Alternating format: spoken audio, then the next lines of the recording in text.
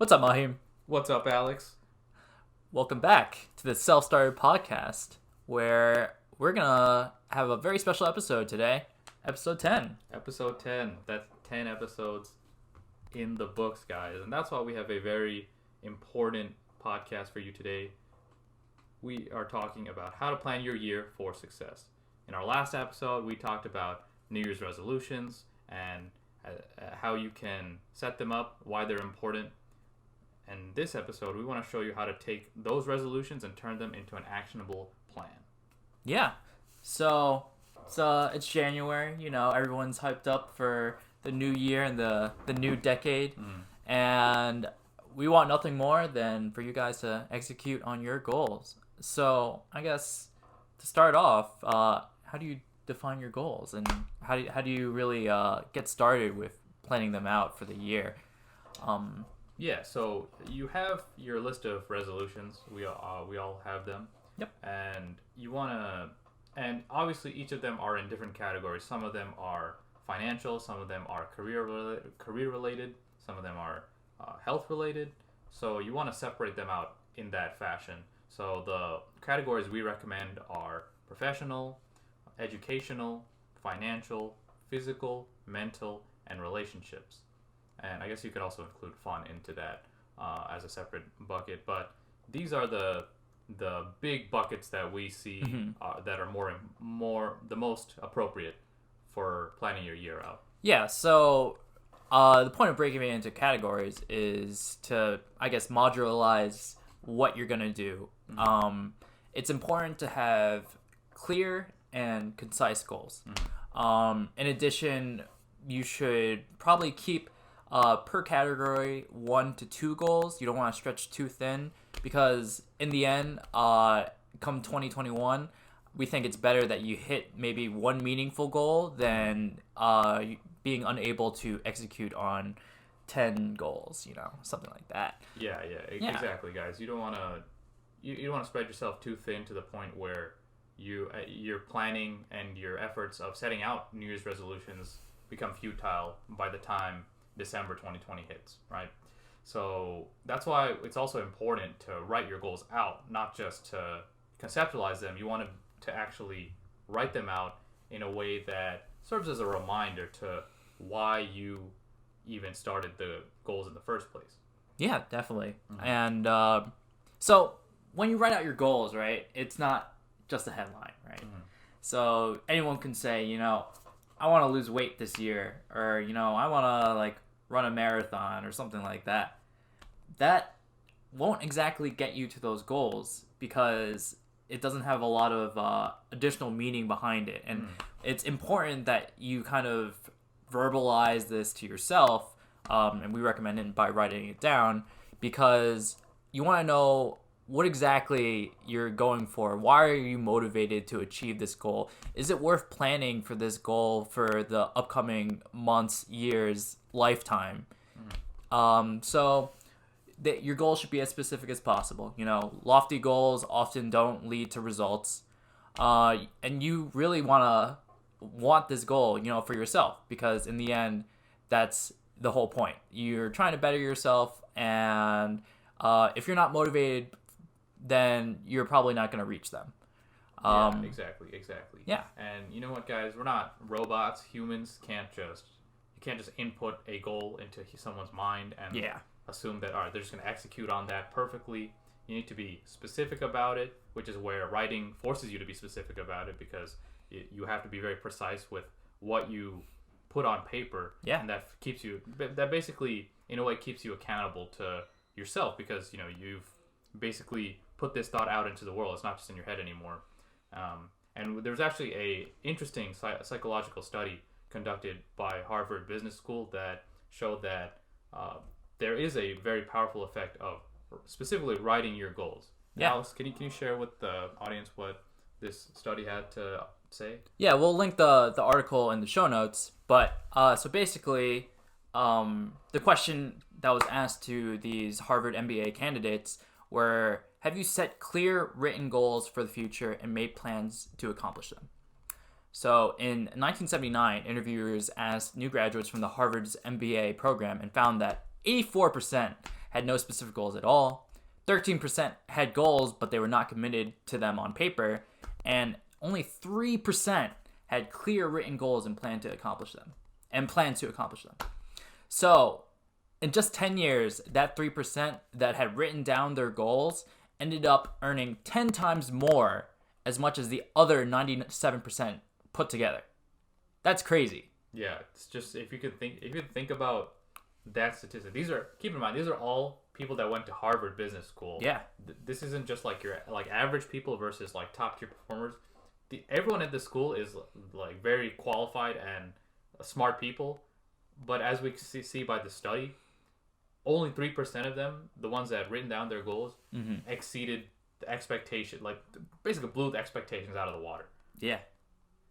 Like that's, yeah, I don't know about you, but 10 times, like it's almost like unbelievable that's the actual number that they put out. But it just shows you how powerful this idea of writing your goals out, and also I like how they mentioned having a plan for them is so important. And that's why we're talking not just about what your goals are, but how to plan and execute on them. Yeah. So, without further ado, let's get into how to plan your goals. You know, this is your year. This is our year. This is our decade, and we're going to execute on them. Okay. So, to plan out our goals, first we kind of have to define why you're doing them. It comes back to being very specific on the reasons for doing what you're doing. So in terms of that, you can have your goals be measured by like numerical results. For example, like if you want, and we'll come back to this example later, if you wanted to lose weight, you can say, I want to lose X amount of pounds by the end of the year. Additionally, you want to have deadlines set for these tasks. So this provides incentive and types of milestones and benchmarks for possibly reaching your overarching goal. So say like I wanted to lose maybe 15 pounds this year.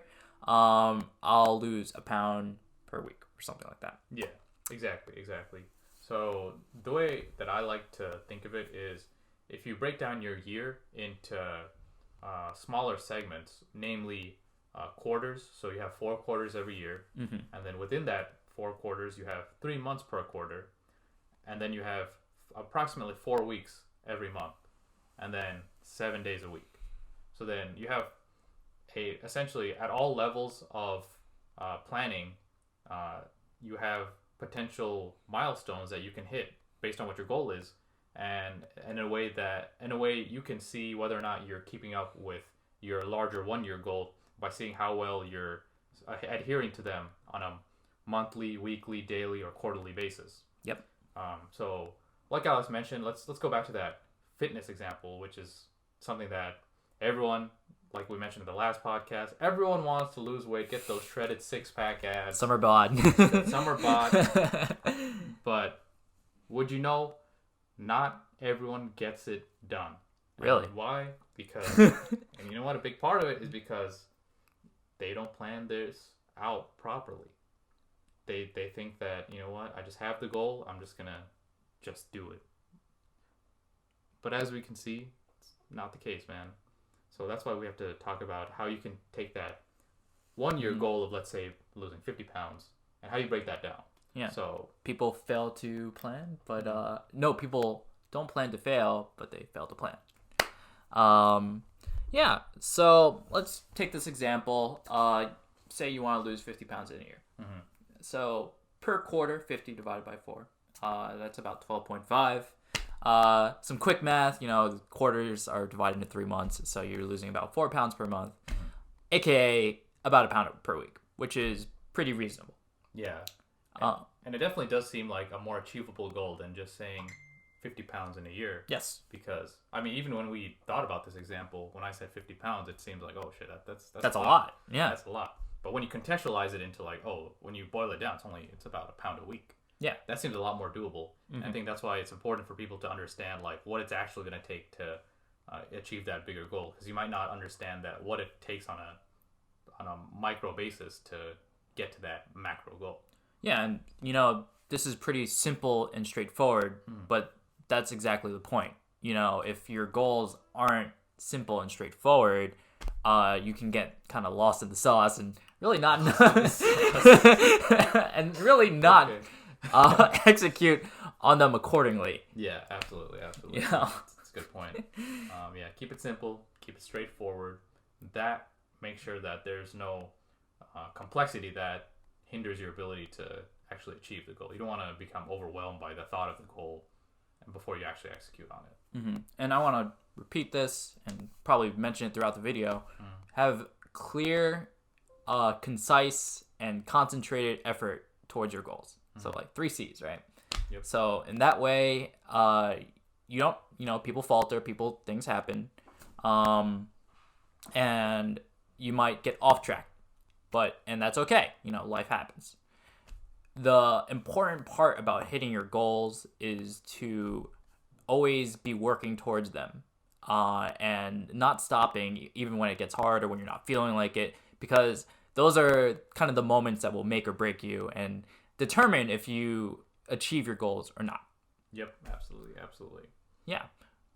Another benefit that I like about mapping your year out like this is you get to see if you're performing up to standard at every level, and it also allows you to see that, okay, if I'm not losing that 1 pound per week, okay, I need to step up my dieting, or I need to go to gym an extra day a week to make up for the fact that what I'm doing right now is not meeting that milestone that will get me to that 50 pounds at the end of the year.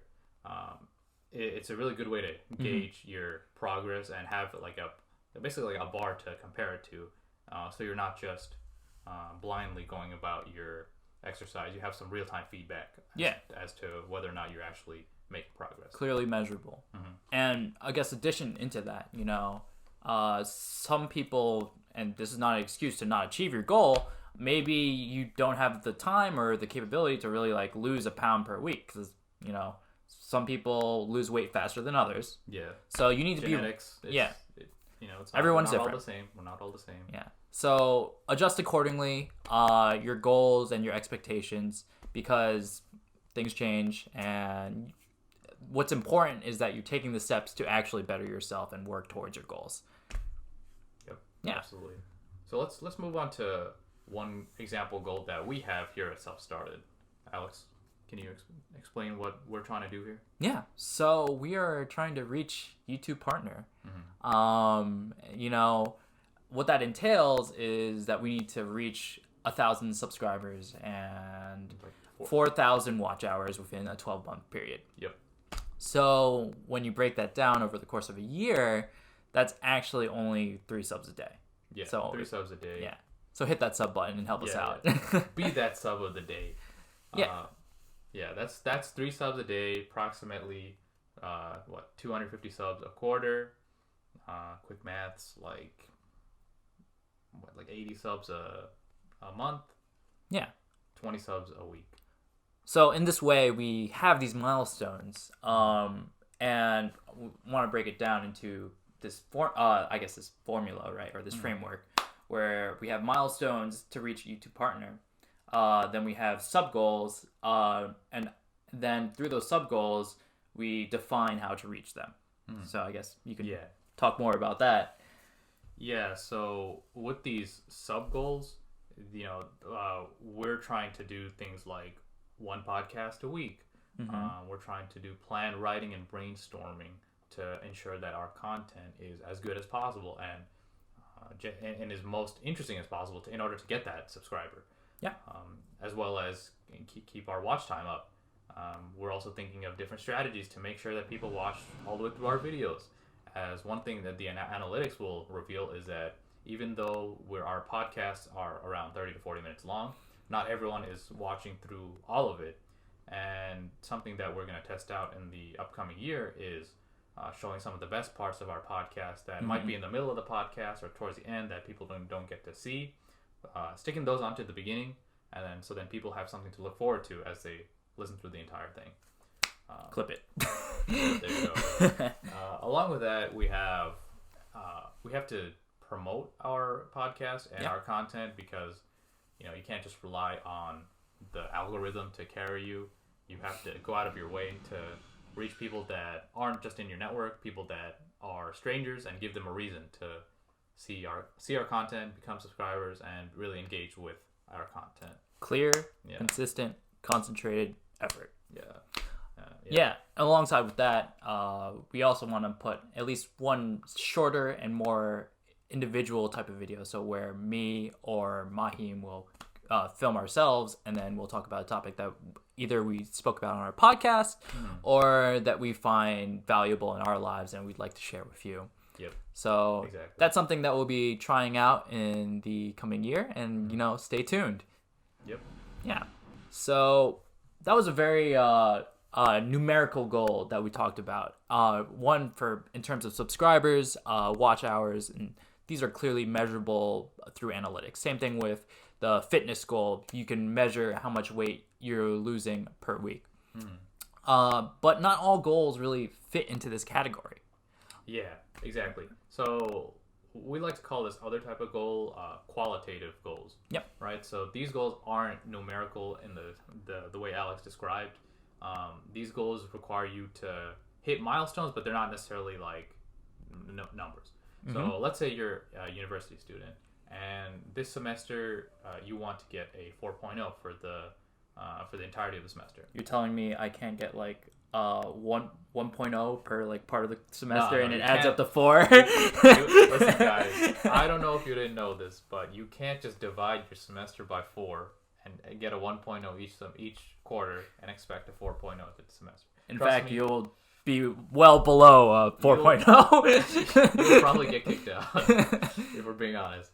But see, that's an example where it doesn't make sense to have the numerical approach. Instead, you want to divide your milestones by things like certain deadlines and significant events.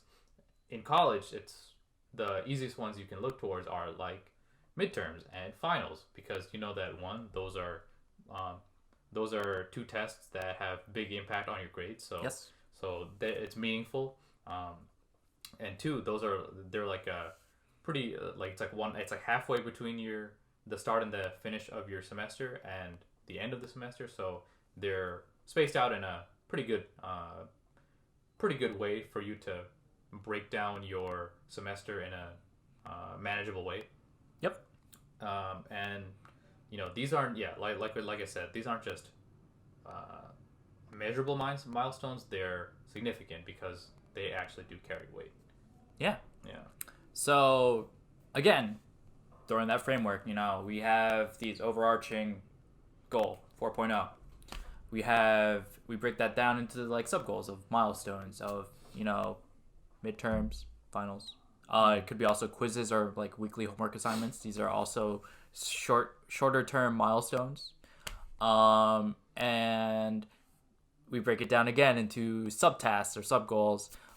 So for example, like doing your work on time, reaching those deadlines set by your professor, going to class. Go to class, kids. It's important. Being up to date on your syllabus and, making sure that you're up to date on the information that's being taught and you understand what's going on. And if you don't, you can always go to office hours. So kind of making, again, that effort to ensure that you are on track for reaching that milestone.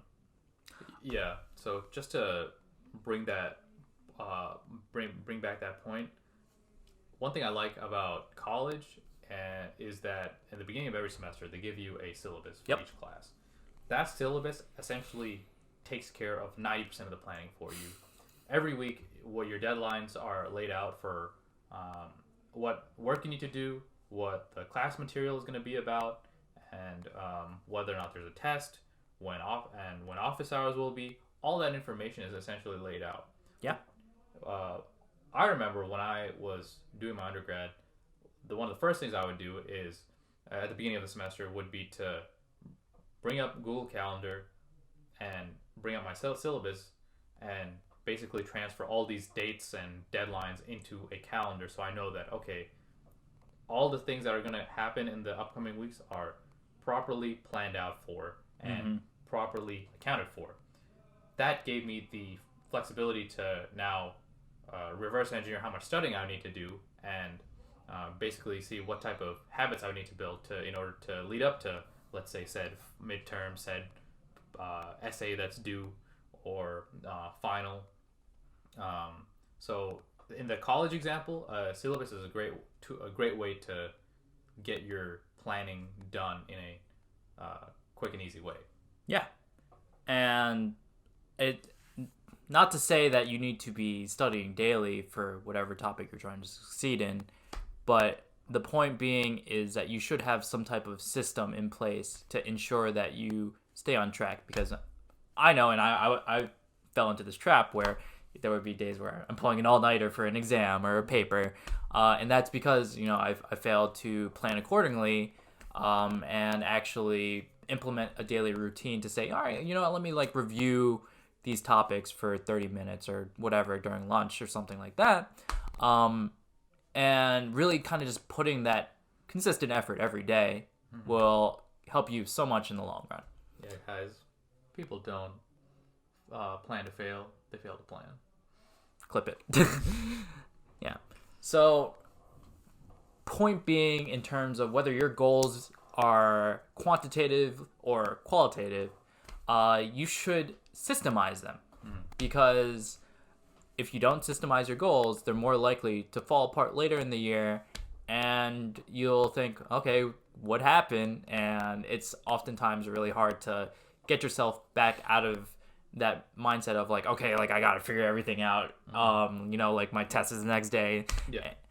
It's hard to recover. So you have this opportunity with a brand new slate. Maybe it's a new semester, a new year, a new decade. You have the opportunity to really figure out what you want out of the next coming months and succeed on that. Yeah. Some tips to help you along the way when it comes to planning out your goals is number one that I highly recommend, which is having a vision board. 2020 vision.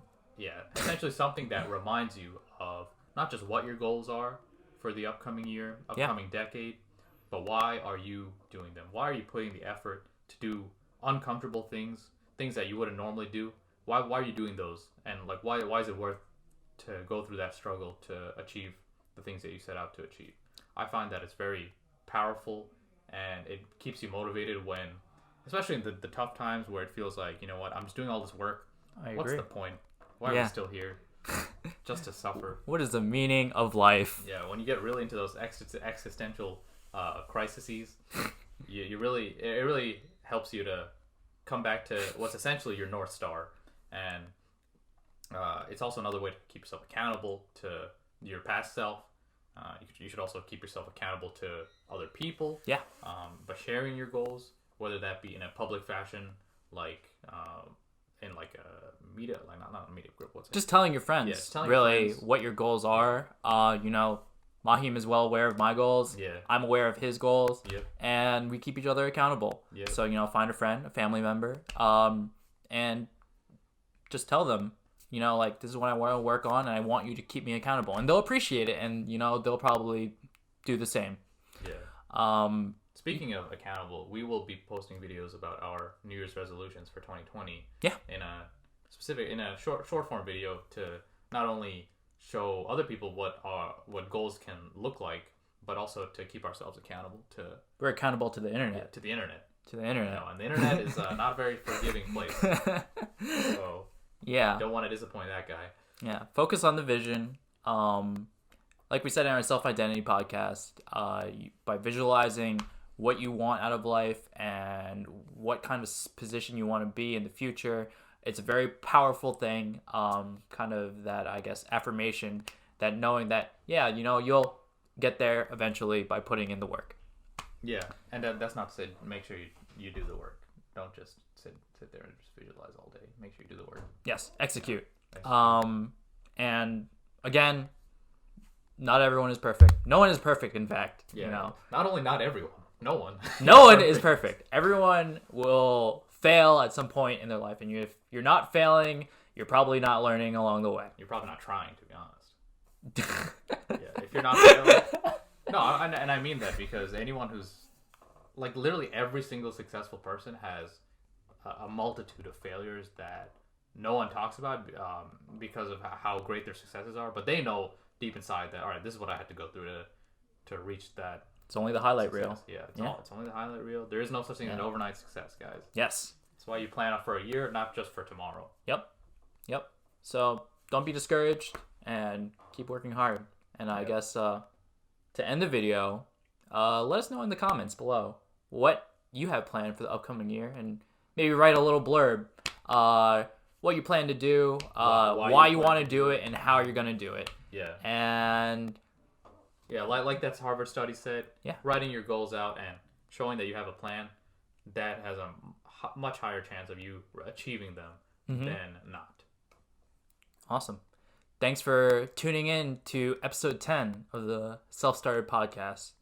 I'm Alex. I'm Mahim. And we're signing off. Thanks, guys.